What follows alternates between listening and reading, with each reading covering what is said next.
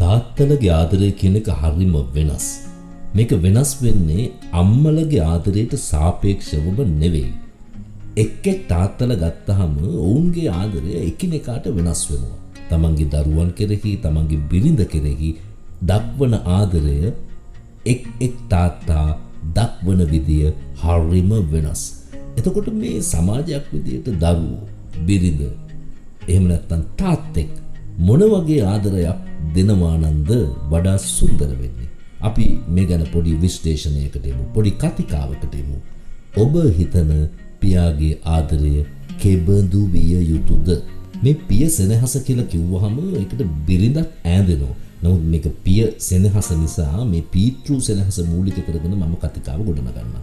දැන් තාත්තලා ඉන්නවද හෙට තමන්ගේ ආදරණීය දුව, පුතා, චූටි පැටියා කොහොමද ඉස්කෝලේට කෑම ගෙනියන්නේ, මොනවද ගෙනියන්නේ, රස කෑම වේලක් ගෙනියන්න ගෙදර අවශ්‍ය අඩුපාඩු නැතුව තියනවද කියලා සොයා බලන තාත්තලා ඉන්නවද? එහෙම තාත්තෙක් ඉන්නව නම් හරි අපූරුයි නේද? තමන්ගේ බිරිඳට ගිහිල්ලා බබා මොනවද පැටවුවට ගෙනියන්නේ? එහෙම අහන තාත්තලා ඉන්නවද? එහෙම තාත්තලා ඇති. දැන් ඔබ තාත්තෙක් විදියට, එහෙම නැත්නම් ඔබ තාත්තෙක් වෙන්න හිතන කෙනෙක් විදියට මේ සිතුවිලි ගැන ඔබට මොකද හිතෙන්නේ? හැම තාත්තෙක්ටම රාජකාරියක් තියෙනවනේ. දැන් ඒ තාත්තගේ ආදායමින් ගොඩක් වෙලාවට පවුලක් රැකෙන්නේ අම්මලත් රස්සාවල් කරනවා තමයි. නමුත් දැන් ගෙදර ගෘහමූලිකයා විදිහට බොහෝ විට ඉන්න තාත්තා නිසා තාත්තට ලොකු වගකීමක් තියෙනවා. දැන් තමන් රැකියාවට යනකොට බස් එකේ වෙන්න පුළුවන්, කෝච්චියේ වෙන්න පුළුවන්, බයිසිකලේ වෙන්න පුළුවන්. දැන් සමහර වෙලාවට පාර පයින්න වෙනවා. සමහර වෙලාවට බයිසිකලේ බොහොම වේගෙන් පදින්න වෙනවා.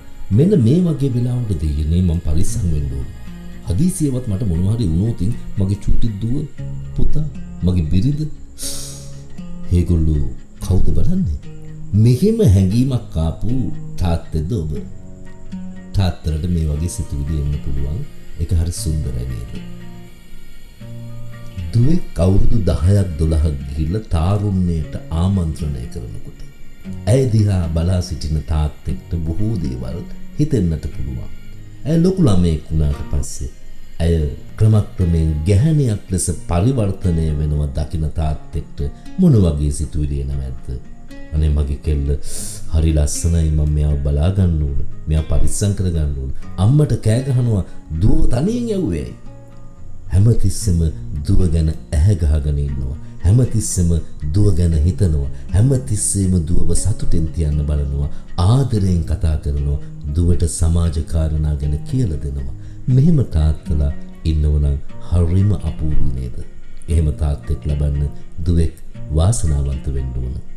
තාත්තලා පුතාලත් එක්ක ගනුදෙනු කරන විදිය වෙනස්. නමුත් සමහර තාත්තලා පුතාලට බොහොම ආදරෙන්, විනෝදයෙන්, හරිම යාළුකමින් කතා බහ කරලා ඉන්නවා. පුතාට සමාජය ගැන කියලා දෙනවා. ක්‍රීඩා කරන විදිය කියලා දෙනවා. අධ්‍යාපනය ලබන විදිය කියලා දෙනවා. ජීවිතේ දිනන විදිය කියලා දෙනවා. ජීවිතේ හදාරන්න බොහෝ කරුණු පුතාගේ ඔළුවේ තැම්පත් කරන්නේ තාත්තලා. හැබැයි ලෝකේ බොහෝ තාත්තලා මේ දේ කරනවද කියන එක මම දන්නේ නැහැ. මේක අහගෙන ඉන්න තාත්තෙක් නම් ඔබ මේ දේ කරනවාද කියන කාරණේ ගැන ඔබම කල්පනා කරලා බලන්න. හැබැයි තාත්තෙක් දරුවන්ට බොහෝ දේ කියා දිය යුතුයි නේද? ඒක තාත්තෙක්ගේ වගකීමක් නේද? ඔබත් ඒ වගේ තාත්තෙක්ද? ඇත්තම කියනවනම් තාත්තෙක් හිතන විදිය විශ්ලේෂණය කරන්න හරිම අමාරුයි. මොකද මං කලින් කිව්වා වගේ මේ තාත්තලගේ ස්වරූපය එකිනෙකාට වෙනස්.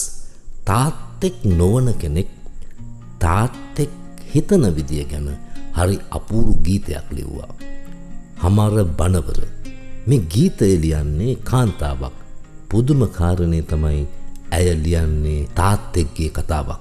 ඉරේෂා හේමමාලී කියන ඒ ලේඛිකාව එවැනි කරුණු කාරණා හරි අපූර්වට පදවලකට ගොනු කළේ කොහොමද කියලා හිතා ගන්නත් අමාරුයි.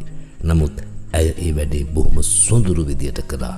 තාත්තෙක්ගේ ආදරය ඉතා ලස්සන චිත්‍රයක් වගේ අපිට මවල පෙන්වන්නට ඇය සමත් වුණා.